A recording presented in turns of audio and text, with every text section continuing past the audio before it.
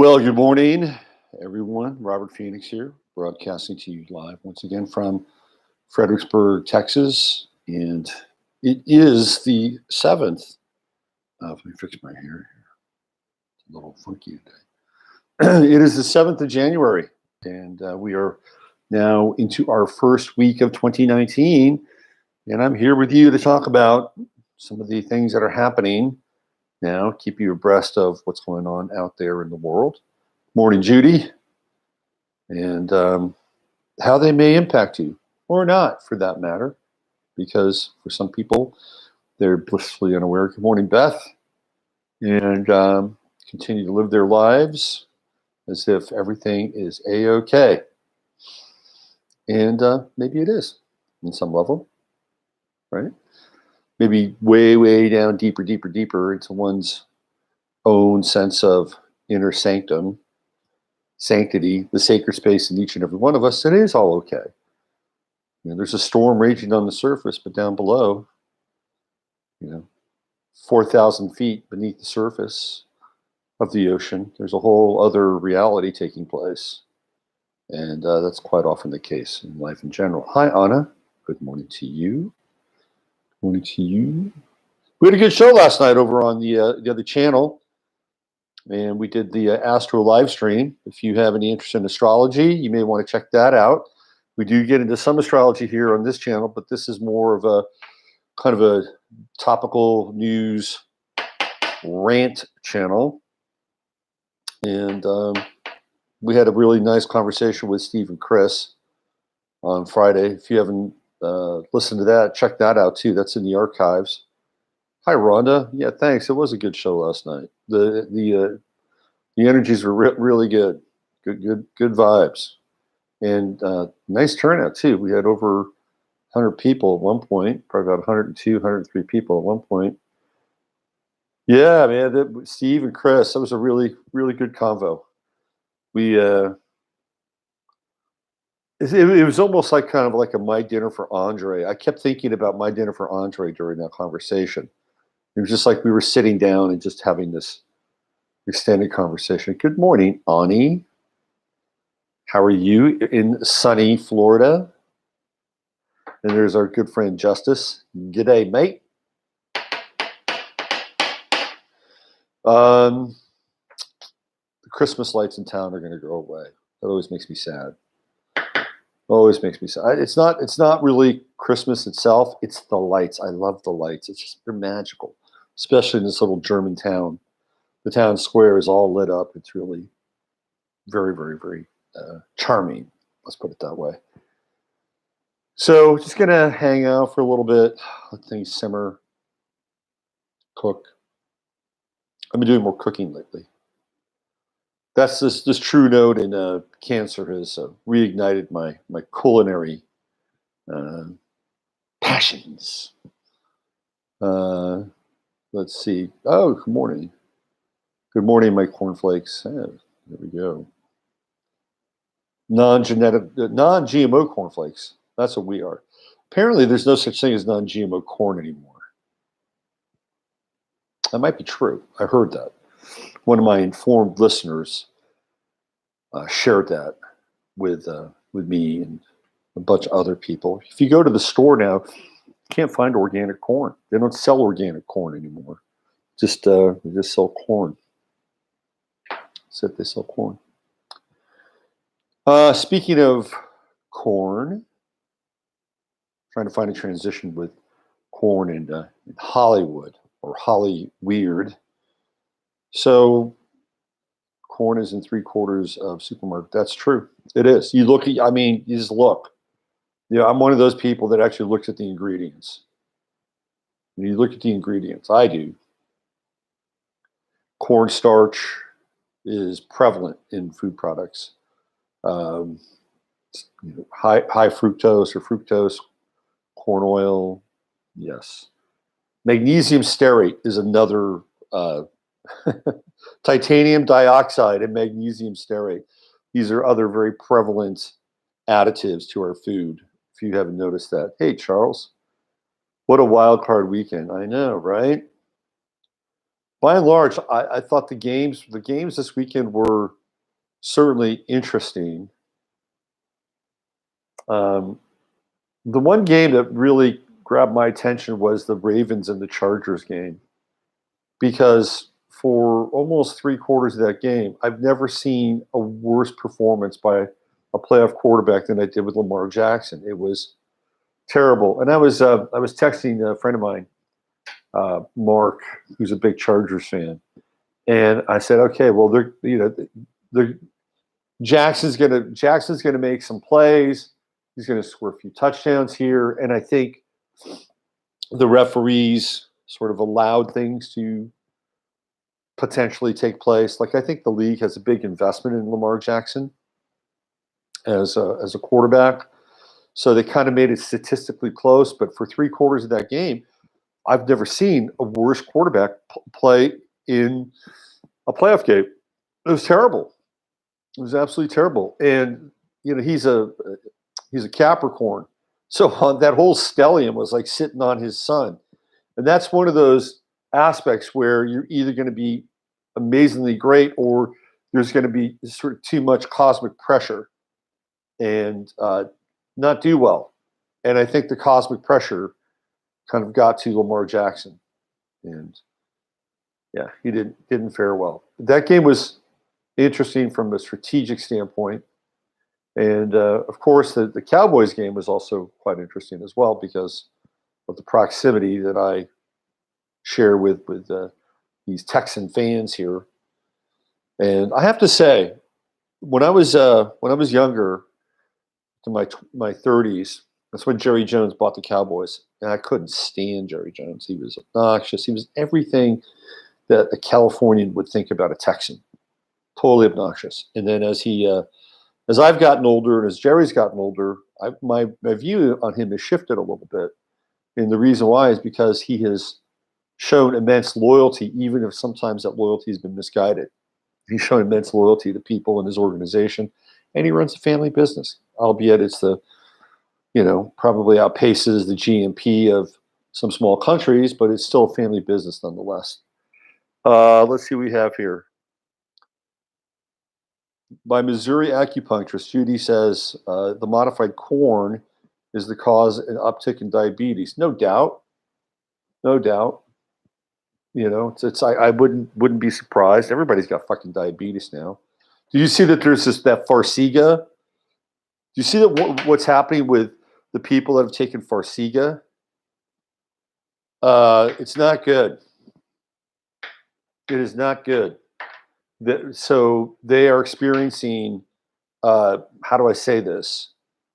Their genitals are rotting. Can you believe that? So there's now, if you watch TV, you'll see that there are lawsuits now against the company that makes Farxiga because one of the side effects is rotting genitals. Oh, great. Oh, great. Well, my triglycerides are down and my diabetes is in check, but my balls are falling off. Good morning, Kathy. Ani says Richter Seeds of Canada sells organic corn, at least last time I checked. Just look it up. Look up Farxiga and rotting genitals. No, it's not a punk rock band. It's a condition of the drug. So last night, after the Chicago game, which was, Chicago's got sort of a heartbreak city theme with their sports teams. Anyway, after the Chicago game, they went right into the Golden Globes. And I really don't watch those shows. I used to watch them so I could break down the kind of Illuminati symbolism, which is prevalent in those shows. They are events that are staged, and there's a lot of show and tell going on in those events. And last night, there were 3 things that came out of last night's show that if you don't know about it, well, I'm here to share them with you. The first thing was that the hosts were Sandra Oh and Andy Samberg. And Sandra Oh is, of course, she's Asian. I think she's Chinese or Korean or something like that. She's from Canada. And she's actually a very funny actress. She was kind of hilarious in Sideways, that movie Sideways. Then Andy Samberg was on Saturday Night Live. He's from the Bay Area. So anyway, so they're up there and they're, leading the show, and they break, right? So Sandra Oh has this moment. She gets real intense and starts talking about change, that this is the moment of change right now. And from this moment forward, everything is going to change because we are the change. It was just like fucking bizarre. Hey, JMP Love. It was bizarre. It was like, what is going on here? I felt like I was in, like, some version of 1984. And of course, initially there was some laughter and some snickering. It's like, what's going on here? And then all of a sudden it got, deathly quiet. Does Hollywood take itself so seriously now that they have to resort to these moments, these mesmeric moments where they're telling us how things are, and there's no looking back, and you better get used to it? I mean, it was really strange. it was like, whoa.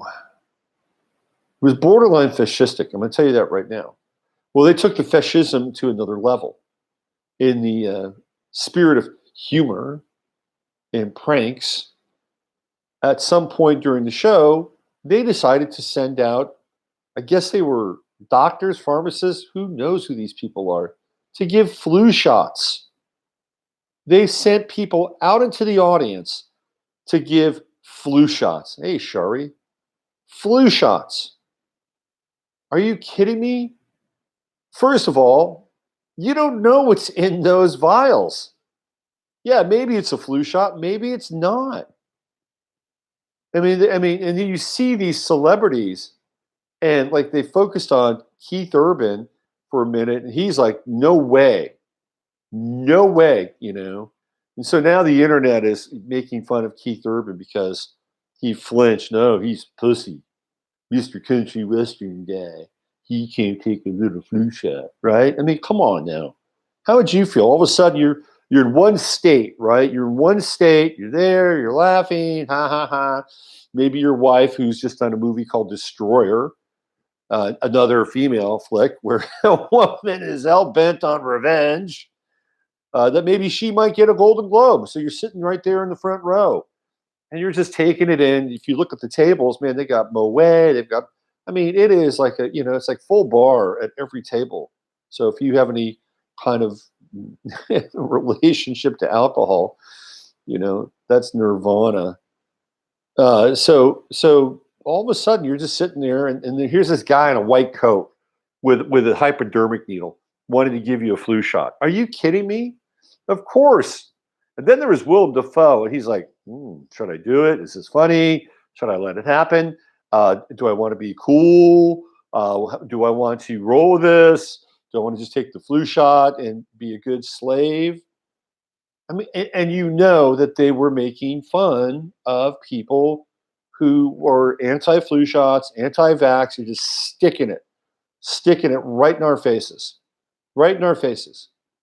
And they think it's so cute and so fucking funny, and then they turn it on their own.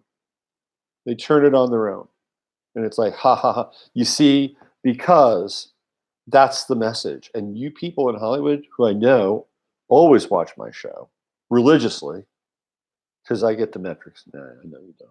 But if you did, that's a message for you. That is a message for you because you're not that special. You're not that special. And when push comes to shove, you're going to get that needle. That's the message they're sending you.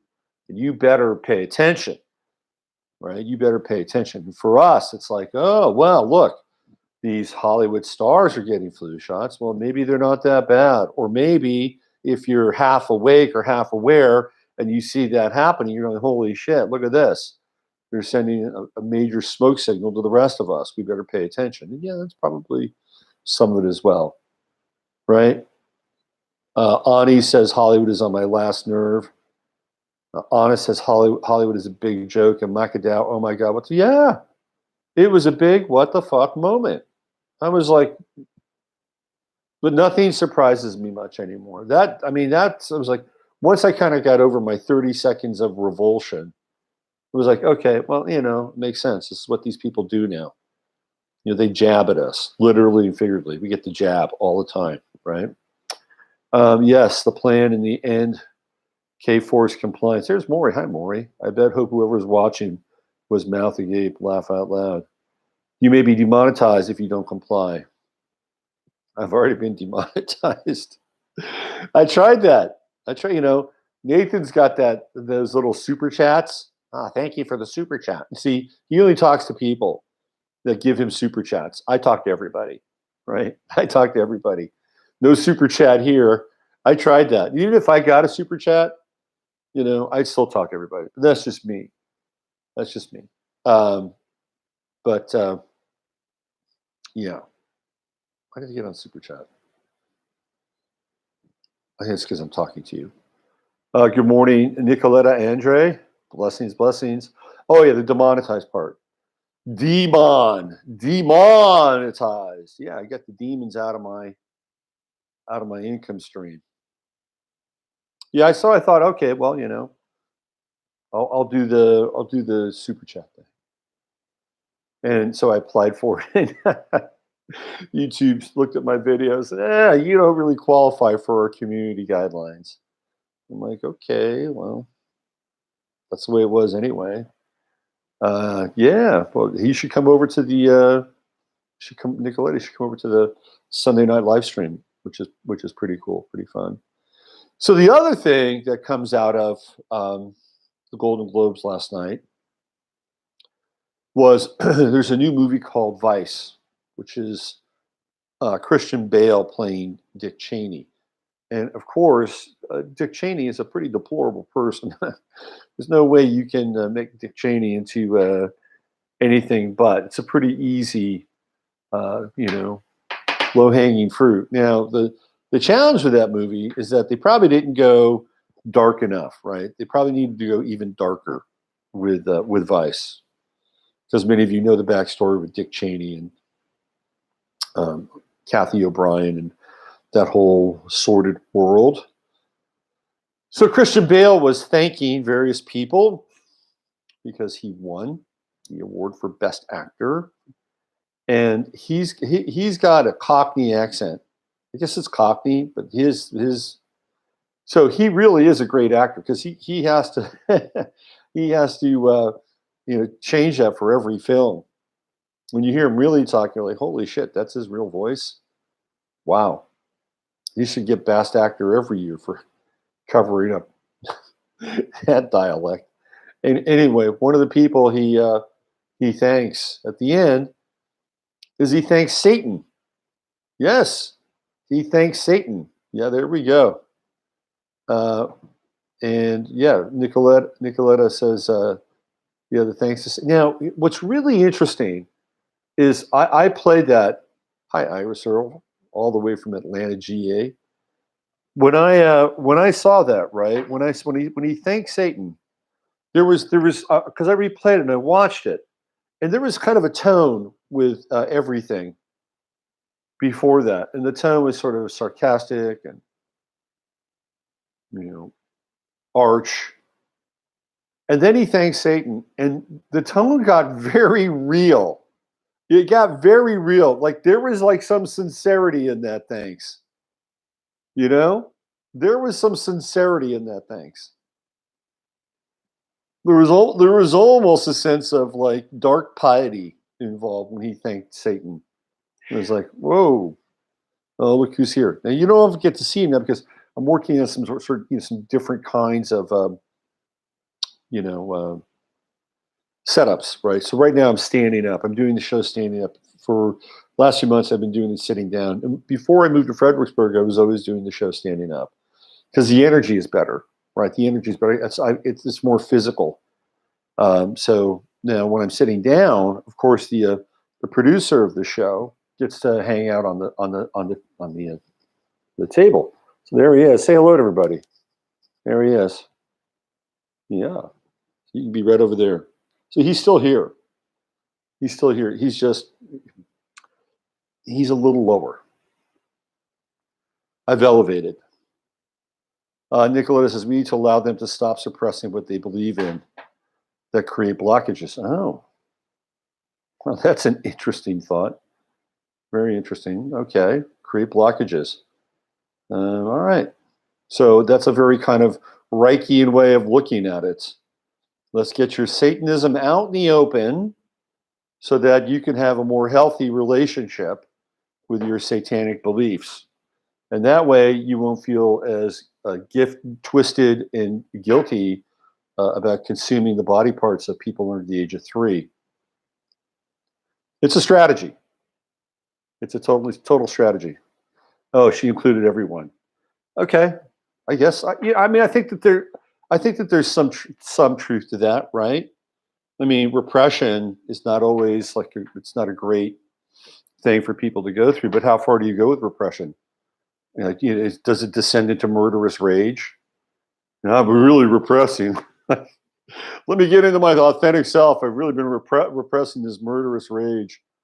Let me go kill a few people so I can feel kind of more less repressed. I mean, I get it, and I think there's some truth to that, right? I think there's some truth to that, but at the same time, I also think that maybe there's like some simulated arenas, like maybe virtual reality might be able to help with that. And the most sane you can choose. But the problem is that when you descend into some of those areas, you don't hang on to your sanity. And what happens, and I'm convinced of this, is that people fall prey to possession. They fall prey to possession. That there are entities that will walk in a moment when you are, whatever, conflicted, blocked, split, traumatized, and in they come, right? I don't mean to sound like like a heavy born again Christian, but I know this. I've seen it. Trust me. I've seen it. Okay. I've seen it firsthand. I grew up with it. I know what it's like. I know what it's like to deal with one person and then that person goes away and then another person comes in.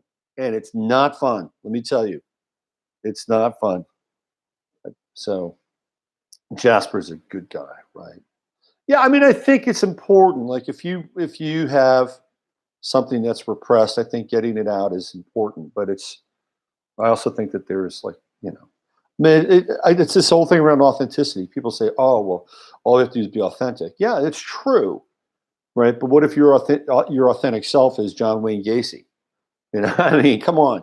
Oh, he's just being authentic, right? I mean, you could use that argument moving forward to defend things like pedophilia. Oh, he's just being authentic. This thing that he or she has for young children, it's really part of who they are. And do you really want to step on their authenticity? I mean, authenticity is a slippery slope, and I get it. There are some pieces about it that are really important, and there are other pieces where it's like kind of a open season for psychopathology. There's no real prize at the whole, in my humble opinion. Let's see. The stories I've heard from firsthand, heavy drug and alcohol were support what Robert is stating about possession. Absolutely. Absolutely. They don't call it spirits for nothing. They don't call it spirits for nothing. Okay, so a couple things just to kind of get you up to speed on some other stuff. I was driving around yesterday, and how does that work on the soulius personality mind level? I don't know. I've never pondered how it works on the soulius personality mind level. I'll get back to you on that. Aren't actors especially being consumed with alter spirits for their roles? Absolutely. They take on the persona of other people. And I think the really great actors, the ones that we really revere and say, oh, great actor. It's like Peter Sellers used to talk about being taken over by personalities. And that outside of acting, Peter Sellers he was kind of a shell of a person in a lot of ways. But when he acted, he was able to bring in all these different dimensions. What about Jim Carrey? That's a guy. That's a guy who can take on a number of personas, right? The party with Peter Sellers is amazing. Good call on that. Okay, so I was driving around yesterday. Give you a little topic shift. I was driving around yesterday, and I was just thinking about. Let's go back in time. Let's go back 4 years ago. You know, what were we dealing with 4 years ago on an almost weekly basis? We were dealing with things, not things, or people like Michael Brown and Freddie Gray and Trayvon Martin, in laying this sort of path for Black Lives Matter to erupt into our lives and have essentially this massive social conflict that was taking place during that time. And it was, oh, racism, racism, racism. We got to talk about it. We got to address it. We got to talk about it. And there were these events where people would be shot or killed either in self-defense, sometimes because the cops are, you know, running around crazed on steroids and they've been trained in, you know, sort of the tactical techniques of the IDF and how they deal with the Palestinians. I mean, there are all these things going on during that time, right? And every week it was like a crisis that erupted from the 1960s. And we were dealing with sort of this notion that we were on the verge of a race riot every single week. I've talked about this before, okay? We don't have that now. I mean, that's not happening. Now, does that mean that the police going off have that it's quieted down, that the brutality isn't as bad, that we've learned something during that time? Maybe, perhaps. Or perhaps those events were promoted, staged, cranked up so that we could have more racial strife and division amongst us. Well, guess what? Trump has been in office for 2 years. We don't have those things. Yeah, we've had school shootings, of course, right? I mean, that's a whole nother kind of topic of conversation. Black Lives Matter is really nowhere to be seen. I mean, for a while, I mean, it was kind of a very big disruptive force, and now it's a blip on the radar. Well, just this past week, there was a young girl who was shot and killed in Houston, a 7-year-old girl, and her mother claimed that the killer, the shooter of the young girl, was white, and that was a community that was ready. There was a tinderbox ready to go off. And guess what happened? They found out that the driver of the car that shot the girl, who was in the line of fire, well, he's black, African American. The shooter, black, African American. So we cannot ascribe a racial motivation to what happened in Houston, although the mother was clearly more than willing to go down that path. And how irresponsible is that for anybody, right? It doesn't matter what the color of the skin is. You know, you could flip it around, right? You could say, well, the shooter of this young person was a black male. This happened before, and it wasn't. It was somebody who wasn't black, right? So we've seen this on both sides of the street. But the difference is that Houston wasn't shut down. There weren't riots. The truth came to the surface, happened very quickly, and that story is going to go away very, very quickly. And if you live in the Houston area, that's a big deal. That's what everybody was talking about. It was on talk radio, and boy, it was ready to be lit. And guess what? It's not.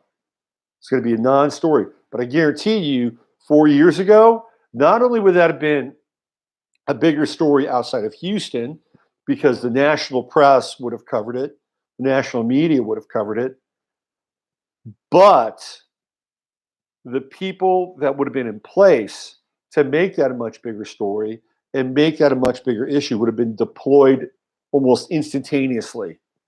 And there would have been a chance for justice and, right? You know what I'm saying? But they weren't there. Their Soros funding is dried up because they were funded by George Soros. And that's not part of this administration's tactical response to things. So I'm just giving you a snapshot as to how different this time is now than what we were looking at 4 years ago. Now, is it better or worse? Well, that's up to you to decide. I'm just breaking down some of the elements that would have been in play. And trust me, it would have happened. Those people would have been on a plane, would have been organizing like that, right? And so enough time elapsed so that this woman had to come clean and say, well, it wasn't a white guy. Because people were pounding the drums, man, pounding the streets, getting ready to unleash some holy hell because a 7-year-old girl got caught as collateral damage in some messed up drive-by. I wonder if David Hogg will report on that from his Twitterverse. Something tells me he won't. President Trump, Donald J. Trump, has been in Camp David. As you know, or some of you might know, that there has been talk for many years that Camp David is a center for cloning. I talked about this on the show for a number of times, and George Green was somebody who brought that to my attention. There have been other people who brought this up. So, I'm not sure if Trump is getting an upgrade or Melania is getting an upgrade at Camp David. But there's also an organizational piece in that they're talking about what's going on and where this shutdown is going next. So TSA people are starting to call in sick. If you are traveling, be prepared. You may be in for long lines at the TSA. And maybe TSA should just take the year off. I remember what it was like to be in an airport before all these shenanigans. It was cool. It was fun. You could actually go to the gate and wait for somebody, right? You could actually go there. Now you've got to wait behind the gate, wait till they come out of the airport.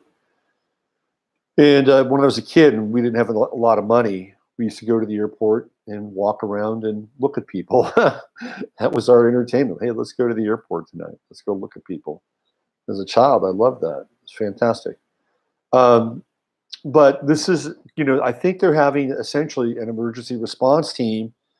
Don't be surprised if Trump calls for a state of national emergency. And if that's the case, you better be ready for that. We're getting down to that point now. I think it's about 2 to 3 weeks left before the WIC cards stop working. So you better be ready for what might happen over the next 2 to 3 weeks. That means you really should have at least a month's worth of food and water. You should have a good generator, hopefully a diesel generator, so that you can provide power and electricity. And you should have a little side currency.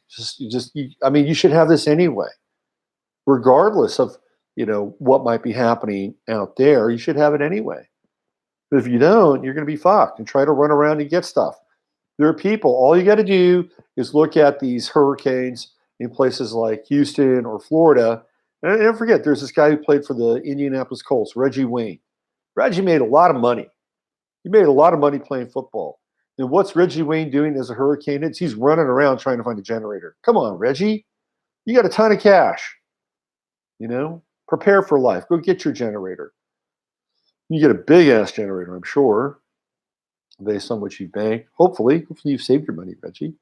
You don't want to be that person scrambling and running around trying to prepare. How many times have I've lived here with a hurricane and a bunch of other stuff, and people go running down to the store and they're running down to buy water. And the shelves are wiped out with water. Don't be one of those people. Yes, water does not have a great shelf life, but you can always keep some around. If you're smart, you can rotate the stock out. Anyway, that's where Trump is. And they're talking about stuff, and there's an impasse on this bill. Now there may be some budging going from a concrete wall to a steel wall, right? Or a steel fence instead of a concrete. Who knows? It's all semantics. It's all semantics. What do we have in the chat room? Oh, there's Eileen. Hi, Eileen. 70-year-old friend spent 18 hours trying to fly from Columbia, South Carolina to Daytona, all because, yes, that's right. Yes, you got to be. If you're flying, you should probably allow yourself at least 3 hours to get from essentially checking your luggage in to get it on your plane. And I think it's gonna get worse unless they sew this thing up. There's a show about to start soon about another epidemic. Oh yes. Yes. What else do we have? There's Max. Hi, Max. Antarctica is the soul farm gates. Somebody needs to do a reality show about going to Antarctica. That'd be fun. That'd be interesting. Let's see. What else we got going on here? Oh, so I've been watching some of the yellow vest footage. It's spreading. Canadians now are starting to wear yellow vests. And I watched what's going on in the streets of Paris, and boy, they got a war there. It is a war zone. It's a war zone in the streets of Paris. And the yellow vest, and what's interesting about the yellow vest thing is I was watching this one snippet of coverage where these yellow vesters were singing French songs. They're singing French songs. They're actually singing songs about their country, right? I mean, this is sort of at the heart of the DNA of what's going on there. A lot of people say, well, it's being run by the Rothschilds and it's just another form of the New World. Well, possibly, but something that's not going away. I mean, we are now deep into this yellow vest thing for about a month, and it is spreading. Canadians are starting to wear yellow vests. There's some people in Tijuana who are starting to wear yellow vests because they're fed up around what's going on with the migrant crisis. The people in Tijuana are like, fuck, we got lives here. Go away, either go north or go south, but get out of Tijuana. And I have a Facebook friend, Leticia, who's been sending me all kinds of stuff from Tijuana. And there's a group called the Hecate Society, who are sort of these occult activists who are they're involved with trying to get these people across the border. And it's fascinating to watch the posts on this page because there are people that are coming in. It's like, you're all naive. You don't know the real story. You're promoting not just these women and children, but there are people amongst this group that are really dangerous people. I mean, really dangerous people. And you're aiding and abetting this kind of mixed bag of nuts. And it's fascinating because what we're seeing here is this sorting out process. The wheat is getting separated from the chaff. So, whether it's, and this is a Latino community. This is not, John and Jane in Des Moines, Iowa, sort of getting, no, this is part of the Latino community. They're like, come on, this is insane. You're advancing something that is quite dangerous under the auspices of what? Greater humanity. And you should read the manifesto of this group. It's utterly, we're going to use art and media to heal the trauma. And it's like, you got to be kidding me. I mean, it's just, I get it. Look, I get it. There are a lot of wounded people out there. I totally get it, right? Take care of your own wound. Take care of your own wound first, right? Don't go out and start to try to heal other people or heal their situation. The road to hell is paved with good intentions. Eileen says my Samoyed would get me beyond the ice wall. The Samoyeds are a special dog. Okay. Yes. What time is the Sunday night show? It's on at 7:00 on Sunday night. Unless, of course, I'm invested in a football game, in which case it might be a little bit later. 7:30-ish. Okay. Okay. I'm going to get out of here. I'll have a lot more to say today. Just wanted to catch you up on the events of the day. The yellow vest thing is not going away. It is not going away. And we are not getting the requisite coverage that it really deserves. And maybe I'll follow up more on that tomorrow. I'm going to have some changes to the show. I'm investing in some technology that allow me to do a few different things. So I got to play with that and integrate that over the course of the next couple of days. So, I might actually be able to grab live feeds, or if not live feeds, some videotapes so I can show you what's going on. We can all look at it and talk about it. All right?